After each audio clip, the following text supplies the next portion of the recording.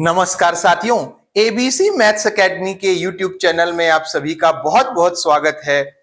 शाम के 5 बज रहे हैं और रोजाना की तरह हम आपके सामने मैथ्स और रीजनिंग से रिलेटेड ऐसे टॉपिक जो आपके एग्जाम के पॉइंट ऑफ व्यू से इंपॉर्टेंट हैं, उनका संग्रह लेकर उपस्थित हुए हैं।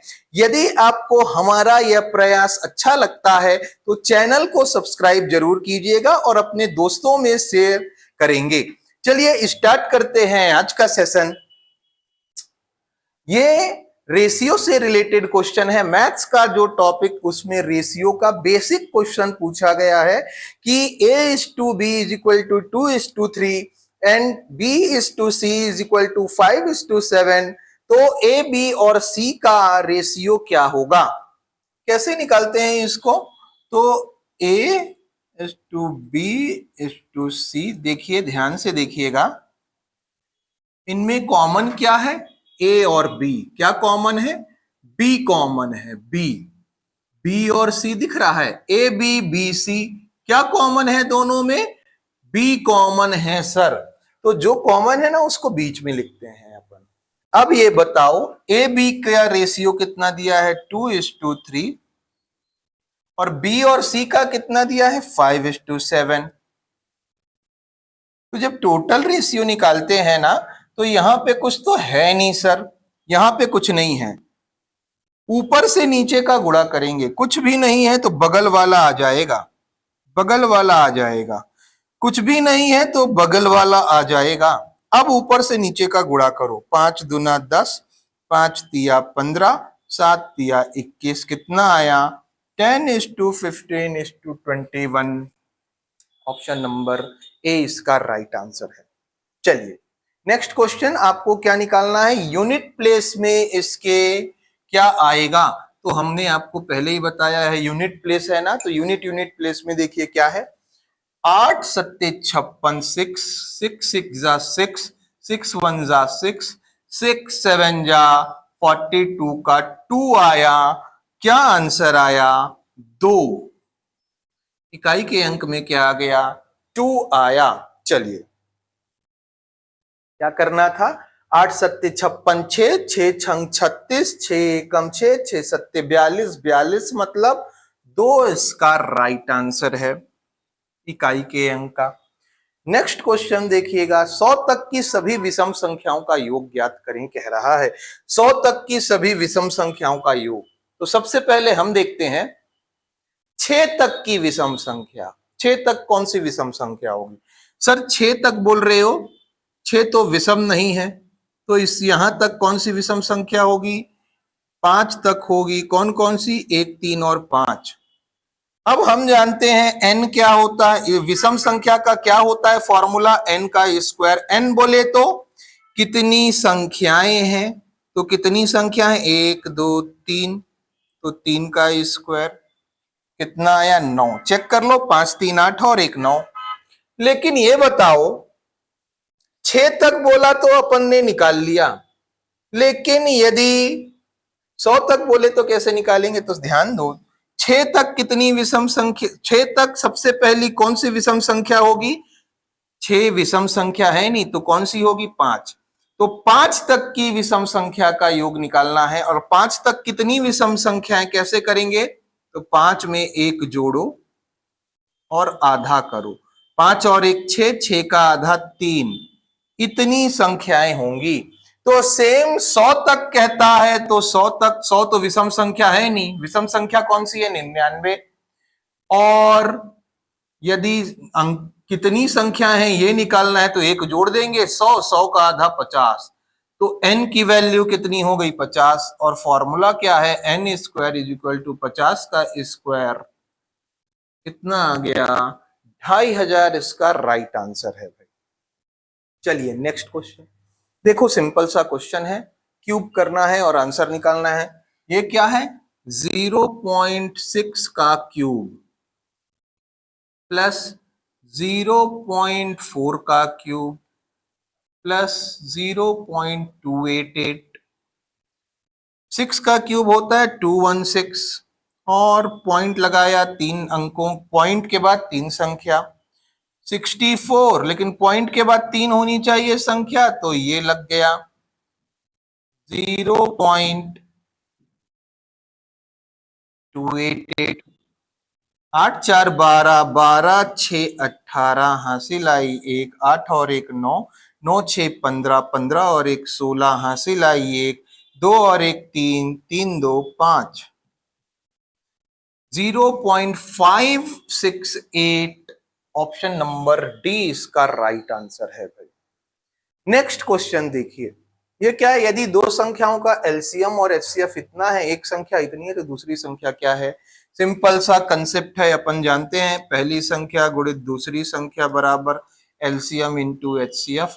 एक संख्या दिया गया है 54, दूसरी संख्या निकालनी है जब एलसीएम हो 432 और एचसीएफ हो 18।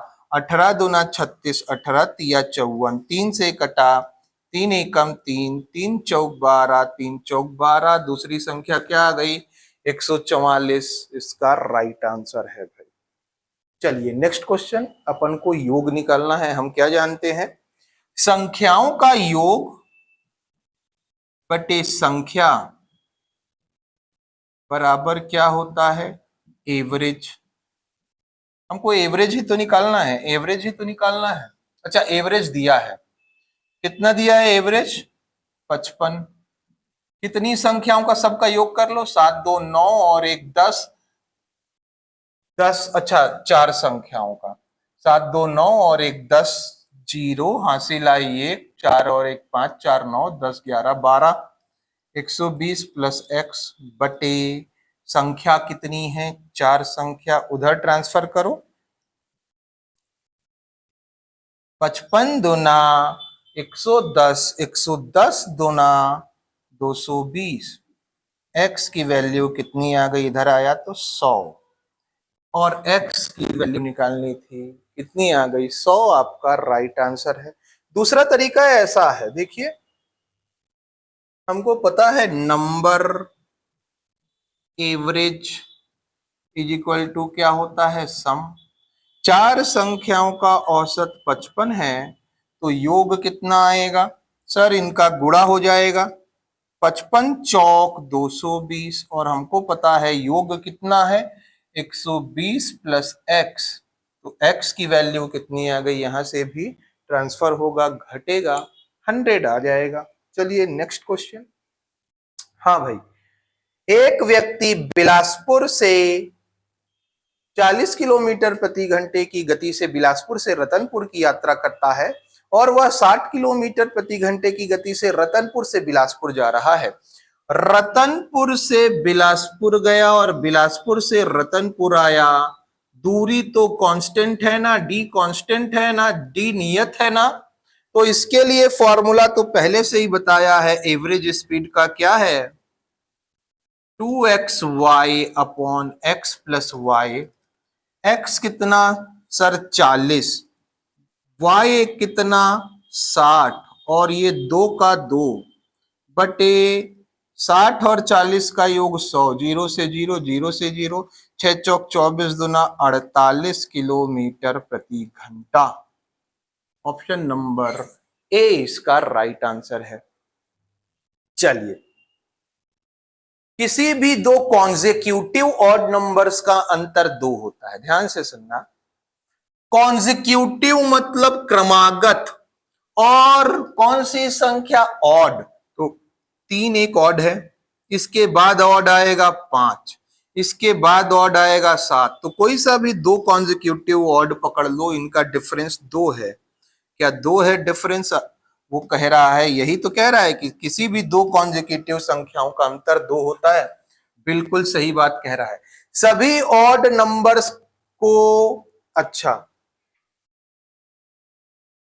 2n+1 ऐसा लिखिए, यहां पे 2n+1 के रूप में लिखा जा सकता है, जहां n पूर्णांक है। तो ध्यान से देखो, कोई भी ऑड नंबर को 2n+1 के रूप में लिखते हैं, ये बात भी सही है, ये बात भी बिल्कुल सही है। अब ध्यान से देखो, किसी भी दो कॉन्जिक्यूटिव ऑड नंबर्स का अंतर 2 होता है, क्योंकि सभी ऑड नंबर्स को इसके रूप में लिखा जा सकता है जहां n पूर्णांक है। नहीं, कारण ये नहीं है, दोनों सही तो हैं लेकिन ये कारण नहीं है। ऑप्शन नंबर बी इसका राइट आंसर है भाई।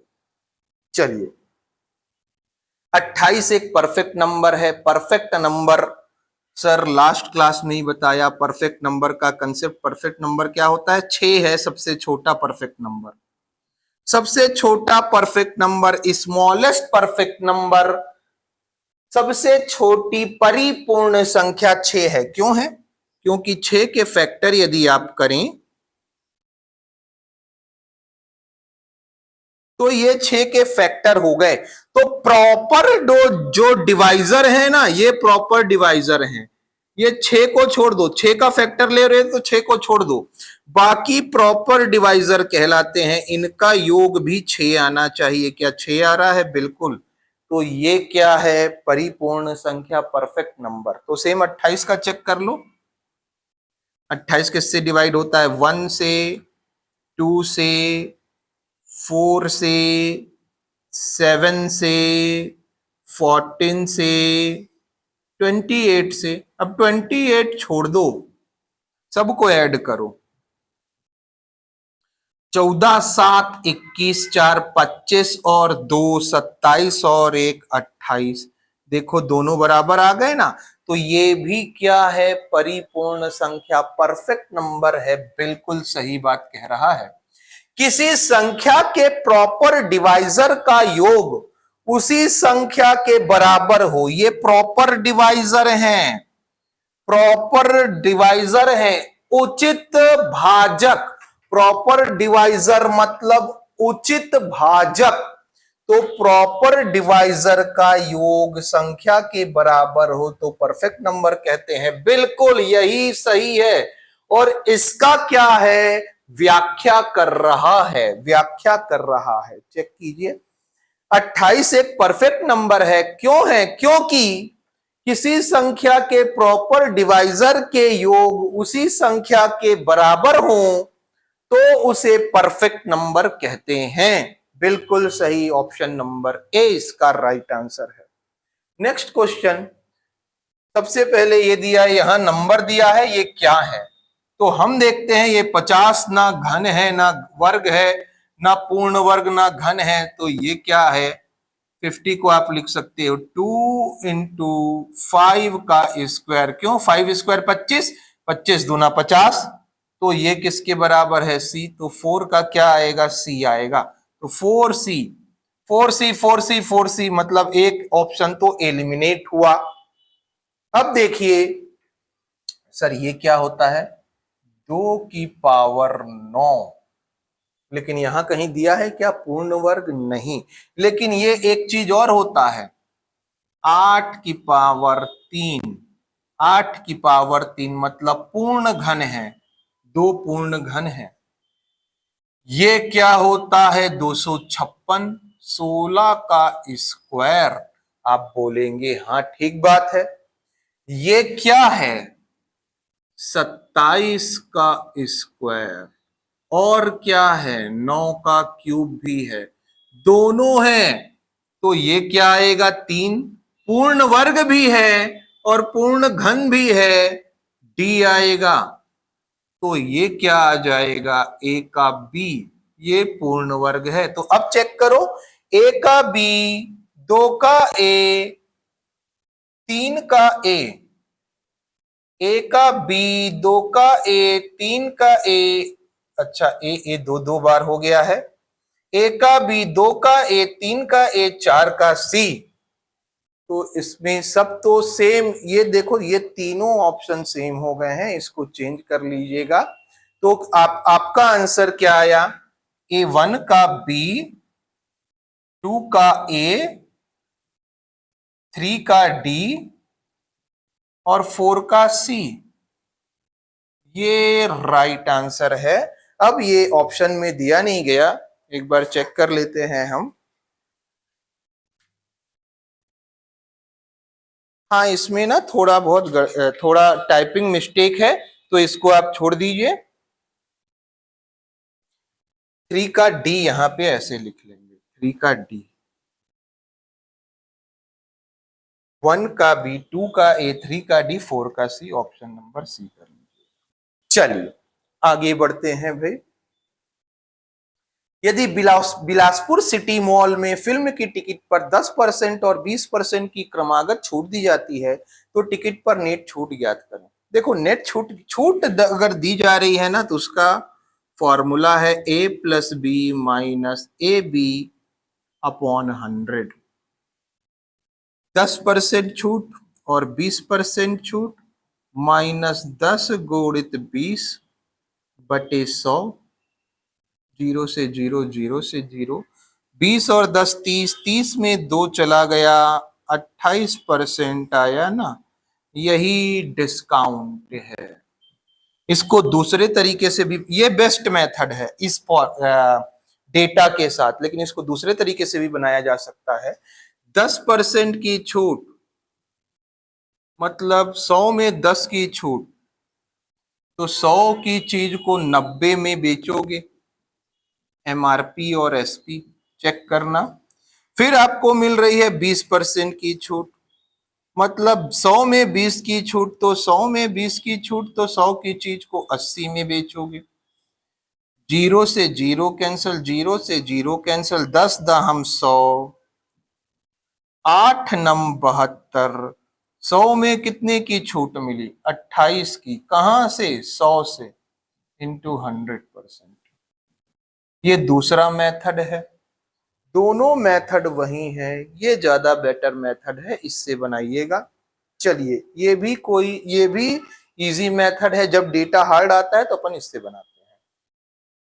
नेक्स्ट, 1 रुपए में 40 चॉकलेट खरीद कर 1 रुपए में ही 50 चॉकलेट बेच दी जाती है। तो देखो ऐसे क्वेश्चन को कैसे बनाते हैं, सीपी मात्रा कीमत, यही लिखना।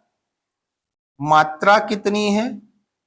40 चॉकलेट खरीद कर कितने रुपए में? 1 रुपए में।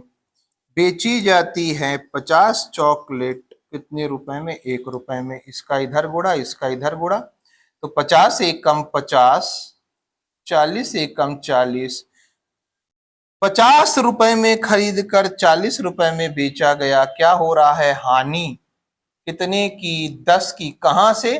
50 से 10 की हानि। 50 में खरीद कर 40 में बेचा गया, इंटू 100%। हानि 20%, option number B right answer है। चलिए, संजय बैंक ऑफ बड़ौदा में 8% की दर से कोई धनराशि जमा करता है। 5 वर्ष बाद उसे इतने रुपए प्राप्त होते हैं। प्राप्त होते हैं मतलब क्या है? ये अमाउंट दिया है 5 साल बाद, मतलब मिश्र धन 5 साल का। अब ये बताओ, 1 साल में ब्याज है 8%, तो 5 साल में ब्याज कितना मिलेगा? 8 पंचे 40%। आप बोलेंगे ठीक है, मतलब साधारण ब्याज 5 साल का कितना? साधारण ब्याज 5 साल का 40%। प्रिंसिपल कितना होता है? 100%। तो ये बताओ अमाउंट कितना होगा 5 साल का? हम जानते हैं प्रिंसिपल प्लस एसआई। अमाउंट क्या होता है? मिश्र धन। मूलधन गुणित मूलधन धन ब्याज। मूलधन है 100%, कहां पता चला? ये माना ना। और ब्याज कितना है? 40%। तो टोटल अमाउंट कितना आ गया सर? 140%। ये मिश्र धन परसेंट में इतना है, और रुपए में दिया गया है 9800 रुपए। 1 0 से 1 0 कैंसल, 1% की वैल्यू 14 सत्ते 98, तो 100% की वैल्यू 7,000 रुपए आपका राइट आंसर है। 100% क्यों? क्योंकि प्रिंसिपल कितना माना? 100%। अब देखो इसको डायरेक्ट कैसे करना था। ब्याज कितना 1 साल में? 8, तो 5 साल में 8 पंचे 40% ब्याज, 40% ब्याज तो कितना हो गया? 140% हो गया, और हुआ कितना है? 9800। डायरेक्ट यहां पे लिखना था और यहां बनाना था, ये सब नहीं करना था। चलिए नेक्स्ट क्वेश्चन भाई। दो नंबरों का अनुपात इतना है, उनका एचसीएफ ये है, तो एलसीएम ज्ञात करें। हम क्या जानते हैं, दो नंबर के केस में अनुपातों का गुणा into HCF is equal to LCM. HCF कितना है, 8 इज इक्वल टू एलसीएम। 8 पंचे 40, 11 चौक 44, एलसीएम आ गया 440, आपका राइट आंसर है। नेक्स्ट क्वेश्चन, दो समान क्रमागत छूट 36% के बराबर है। मतलब क्या है देखना, अभी आपने देखा ना 10% और 20% की छूट है, तो कितनी छूट आई, 19%। अब वैसे ही मान लो दो समान छूट होती 10% की, 10% और 10%, तो आप क्या करते सर, 10 10 20 माइनस 10 गुणित 10 बटे 100, ये 19 आया। 10 10 20 और 20 में एक गया, 19। हम ये कह रहे हैं यदि इसी को उल्टा दिया, दो समान छूट, कौन सी छूट नहीं पता लेकिन दोनों समान हैं, उसकी एकल छूट 19% है, तो ये निकालो उल्टा। 10% और 10% की दो छूट नहीं है, नहीं दिया क्या छूट है, लेकिन दिया इन दोनों का इक्विवेलेंट एकल छूट है 19%, तो ये छूट निकालें। तो ये कैसे निकालेंगे, इसका तरीका क्या है, देखो इसको समझेंगे, ये क्वेश्चन समझेंगे आप, फिर समझिएगा। पहले इसको समझ जाइए। मान लो एमआरपी है एक्स और बेचा आपने वाई में, एक्स और वाई, तो कितने की छूट मिली टोटल, 19%। 19% मतलब 19/100, मतलब एमआरपी नीचे है, उसमें छूट मिल गई 19 की, तो 100 में 19 की छूट बेचा कितने में, 81 में। 19 घटाए 100 में 19 घटाए 81, दोनों का गुणा करो एक्स स्क्वायर, इधर गुणा करो Y square is equal to, इन दोनों का गुणा करके ये लिखते हैं, तो एक्स स्क्वायर का गुणा करके ये लिखा, वाई वाई का गुणा करके वाई स्क्वायर आया 81। अब ये बताओ एक्स और वाई की वैल्यू के लिए इनका स्क्वायर रूट लेना पड़ेगा, तो कितना आएगा, 10 और 9। चेक करो, x की वैल्यू 10, y की वैल्यू 9, कितने का छूट दिया, 1 का। कहां से, 10 से, इंटू 100%, 0 से 0 कैंसिल, 10%। अब देखो वही 10% तो आ गया ना, पहले लिया 10% और 10% की छूट कितनी बराबर, 10 और 10 की छूट किसके बराबर,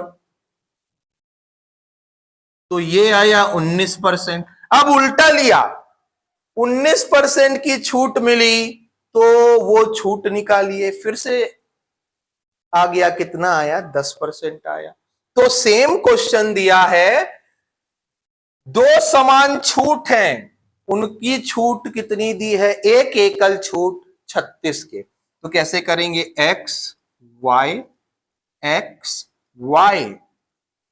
36% छूट है, तो 100 में 36 की छूट, तो 100 में 36 की छूट कितनी में बेचा होगा, 64 में। हम जानते हैं इन दोनों का गुणा करके ये, तो x square upon y square is equal to 100/64, तो एक्स बाय वाई की वैल्यू 10/8। तो अब बताइए आप ही बताइए, एक्स की वैल्यू 10, वाई की वैल्यू 8, कितने की छूट, 2 की।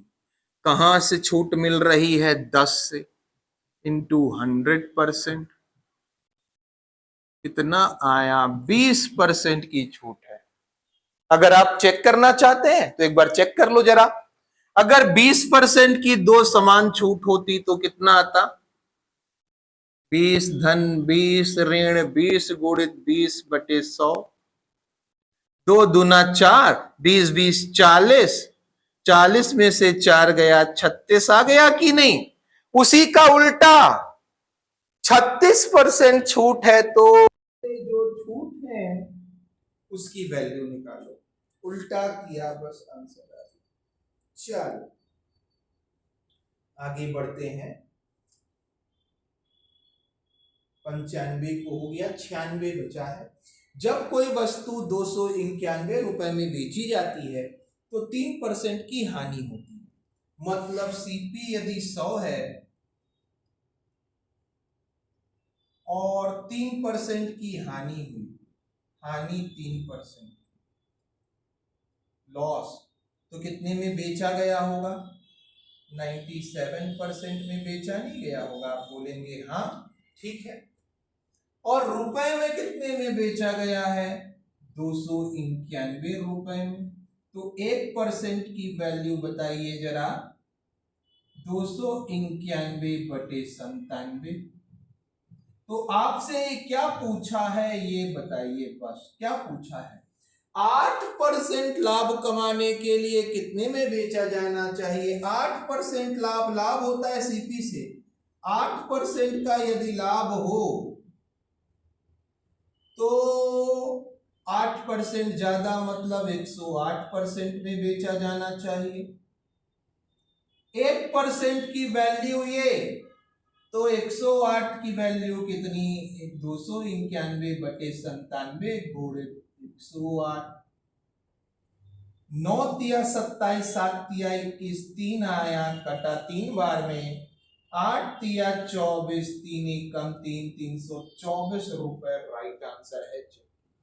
1% की वैल्यू निकाला, 8% का प्रॉफिट, मतलब सीपी में 8% ज्यादा, मतलब 108%। तो 108% में बेचेगा तो 101% की वैल्यू कितनी है? 1% की वैल्यू कितनी है? 3 रुपए। यही कैंसिल कर लो ना। तो 108% की वैल्यू 3 × 108, 8 तिया 24, 3 एकम 3, 324 रुपए। करते हैं, क्वेश्चन समझ में आया होगा, बढ़िया क्वेश्चन। चलिए, 5 अंकों की सबसे छोटी संख्या कौन सी है जो 12, 15 और 18 तीनों से डिवाइड हो? 12 से भी हो, 15 से भी हो, 18 से भी हो। 18 से डिवाइड हो मतलब 9 से भी डिवाइड हो और 2 से भी हो। ये 9 से डिवाइड नहीं हो रहा क्योंकि अंकों का योग 9 से डिवाइड नहीं है। 9 से डिवाइड नहीं हो रहा, 9 से डिवाइड नहीं हो रहा, एक ही संख्या है। जब 3 आंसर नहीं है तो एक ही आंसर है, 10,080। वही 9 से डिवाइड होगा। तो सिंपल सी बात है, 18 से भी होगा, इसलिए इनसे डिवाइड हो जाए वो कौन सी संख्या है? Option number B, 10,080। चलिए अब देखो, इसको ध्यान से पढ़ो, फिर हम अच्छे से समझाते हैं। इतना गुणा इतना में कौन सा न्यूनतम धन पूर्णांक घटाया जाए कि शेषफल पूर्ण वर्ग? ध्यान से देखो। पहले हम ले लेते हैं, 2 कॉन्जिक्यूटिव नंबर लिया है ना लगातार, तो हम ले लेते हैं 5 × 6। 5 × 6 में क्या घटाएं? 5 × 6 मतलब 30। 30 में क्या घटाएं कि पूर्ण वर्ग हो? तो 5 घटा लो, आप बोलोगे ठीक है। 10 × 11 में क्या घटाएं कि पूर्ण वर्ग हो? सर अगर जोड़े बोलेगा ना तो 1 जोड़ लो, सॉरी 11 जोड़ लो, 11। लेकिन घटाएं बोल रहा है, 10 घटाओ, तभी तो 100 होगा और पूर्ण वर्ग। अगर कहता 15 × 15 बड़ा हो गया, छोटा वाला ले लेते हैं, ज्यादा समझ में आएगा। 2 × 3 के गुणनफल में क्या घटाएं कि पूर्ण वर्ग हो? तो 2 घटा लो, तब तो 4 आएगा। मतलब घटाने बोल रहा है तो छोटी संख्या घटा दो, घटाने बोल रहा है छोटी संख्या घटा दो, घटाने बोल रहा है छोटी संख्या घटा दो पूर्ण वर्ग बनाने के लिए। आप बोलेंगे हाँ सर सही बात है, कंसेप्ट समझ में आ रहा है। अब यहीं पे थोड़ा सा चेंज कर देते हैं। 5 × 6, 5 गुणित 6 में मतलब 30 में क्या जोड़े कि पूर्ण वर्ग हो। जोड़े मतलब इससे ज्यादा, इससे बड़ा पूर्ण वर्ग है 36, तो 6 जोड़े तब तो 36 आएगा। 10 गुणित 11 में क्या जोड़े, 10 गुणित 11 मतलब 110, ये क्या जोड़े कि पूर्ण वर्ग हो। इससे बड़ा पूर्ण वर्ग है 121, 121 बनाने के लिए 11 जोड़ना पड़ेगा, 121। 2 गुणित 3 में क्या जोड़े, 6 में क्या जोड़ो कि पूर्ण वर्ग बन जाए, तो 3 जोड़ो, क्योंकि 6 से बड़ा पूर्ण वर्ग 9 है, तो 3 जोड़ना पड़ेगा। तो देखो जोड़ने के लिए बोला ना तो बड़ा नंबर को जोड़ रहे हो, जोड़ने के लिए बोला तो बड़ा नंबर जोड़ रहे हो, घटाने के लिए बोला तो छोटा नंबर घटा रहे हो। मतलब बात क्लियर है। दो लगातार संख्याओं का गुणा दिया गया हो, क्या घटाए तो छोटी संख्या घटाएं, छोटी संख्या घटाएं पूर्ण वर्ग के लिए।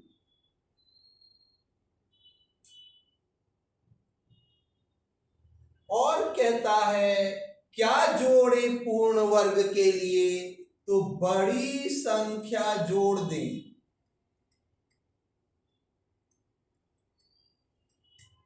बस कंसेप्ट खत्म। जोड़ना क्या है बड़ी, घटाना क्या है छोटी। अब आप बताओ, अब आपको कोई दिक्कत नहीं है, बताओ कौन सा न्यूनतम धन पूर्णांक घटाएं। घटाएं तो छोटा घटाओ, छोटा घटाओ तो 1 2 3 4 राइट आंसर है। बताओ, इतना शानदार क्वेश्चन था, कंसेप्ट। चलिए नेक्स्ट क्वेश्चन। एक कक्षा के छात्रों ने कोष में इतने की धनराशि दान की, यदि प्रत्येक छात्र ने उतने ही रुपए दान किए।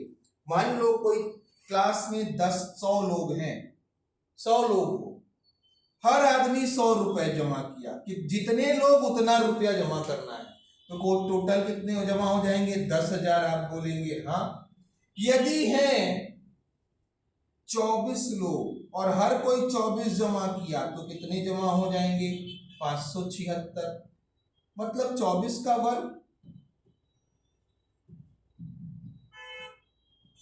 मतलब 576। तो आप बोलेंगे ठीक है, लेकिन आपको संख्या ही नहीं पता। मान लो x विद्यार्थी है और सभी x जमा कर रहे हैं, तो कितने जमा हुए 2809, तो x square is equal to 2809, तो x is equal to under root 3 आया, 5 पंचे 25, 53 राइट आंसर है। Option number B right answer है भाई। स्क्वायर रूट लेंगे कितना आएगा 53 आएगा। चलिए ये देखो डेसिमल फ्रैक्शन का क्वेश्चन है, ध्यान से लिखना।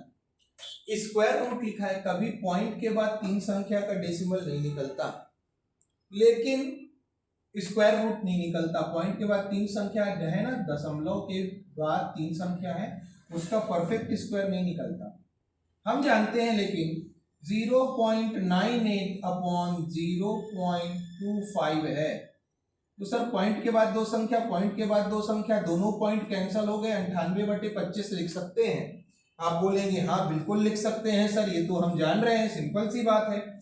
ऊपर कितने पॉइंट है, पॉइंट के बाद 3 संख्या, 3 3 6 संख्या, 3 3 9 संख्या, पॉइंट के बाद 9 संख्या ऊपर, नीचे 4 4 8 और 1 9, ऊपर भी 9 नीचे भी 9, तो पॉइंट के बाद 9 संख्या, पॉइंट के बाद 9 संख्या तो कैंसल, तो बचा कितना 324 into 81 into 4624 upon 15625 into 289 into 729 into 64। जो कैंसल हो रहा है, अगर आप कैंसल कर सकते हैं तो कैंसल कर लें। जैसे हमको दिखाई दे रहा है ये कैंसल होगा, 8 से हो जाएगा क्या, 8 पंचे 40, 6 हुआ तो 62 हो गया, 8 सत्ते 56, 56 बोले तो 4 5 6, 8 अट्ठे 64 और 8 अट्ठे 64, फिर 8 से कैंसिल हो जाएगा, 8 सत्ते 56 और 8 दूनी 16, नहीं 8 से नहीं हो रहा, लेकिन 2 से तो हो जाएगा ना, 2 चौक 8, 2 दूना 4, 2 अट्ठे 16 और 2 निया 18। आप बोलेंगे हाँ ये कैंसिल हो गया 289 से 289, ठीक है सर। अब देखो कुछ कैंसिल हो रहा है, 4, अच्छा आप कैंसिल मत करो, स्क्वायर रूट ही निकाल लो, अब क्या दिक्कत है स्क्वायर रूट निकालना। तो ये 18 आ गया 324 का, 81 का 9 आ गया, यहाँ तो सब कैंसिल हो गया, यहाँ आ गया 125, यहाँ आ गया 27 और यहाँ आ गया 4, कुछ कैंसिल हो रहा है, 9 तिया 27, 3 पंचे 15, 3 छंग 18, 2 दूना 4, 2 तिया 6, कुछ और कैंसिल नहीं हो रहा सर, 3 बटे 12 दूना 24, 250, ये कितना आएगा सर? अगर हमने लिया तो 0.25 एकम 25, 9 तिया 27 और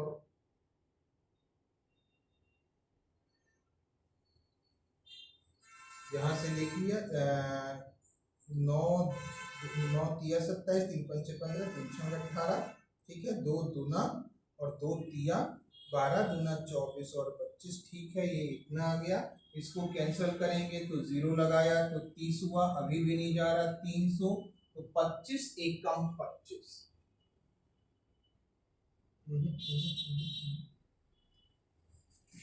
एक बार और चेक कर लेते हैं, क्वेश्चन में थोड़ी सी दिक्कत हो रही है। पॉइंट के बाद तो सारी नंबर कट गए, तो 324 बचा, हम कैंसिल नहीं कर रहे, 324 इंटू 81 इंटू 4624 और अपॉन में 15625 into 289 into 729 into 64, square root लेते हैं 324 का 18, 9, अच्छा इसका स्क्वायर रूट लेते हैं तो 2 और 6 छंग 36, 7 सत्ते 6 और 8 6, 6 5 पंचे 25, 6 सत्ते 42, तो ये 68 आएगा, 68 आया स्क्वायर रूट, ये 125 आया इंटू 17 आया इंटू 27 आया और ये किसका स्क्वायर है 8 का, तो 8 आया। चलो देखो 9 तिया 27, ठीक है, 17 दूना 34 से 51, 17 चौक 68, 4 दूना 8, 2 निया 18, 3 तिया 9, सर नीचे कुछ नहीं बचा, 3 बटे 125, अच्छा पिछली बार 2 ज्यादा था 125, अब देखो इसको कैंसिल करेंगे तो 0 पॉइंट लगाया 30, एक और 0, 300 हो गया, 12 दूना 24, 12 चौक 48, 0.024, थोड़ा एक गड़बड़ हो गई थी पिछली बार, यहाँ पे 2 एक्स्ट्रा आ गया था, वो नहीं आना चाहिए था, 3 बटे 125, आंसर कितना आ रहा है 0.024, इसका राइट आंसर है। चलिए पूरे के पूरे अपन ने 20 क्वेश्चन मैथ्स के कर लिए हैं। यदि आपको सेशन पसंद आता है तो लाइक और शेयर जरूर कीजिएगा। मिलते हैं साथियों ऐसे ही नेक्स्ट कल की क्लास में, तब तक के लिए धन्यवाद।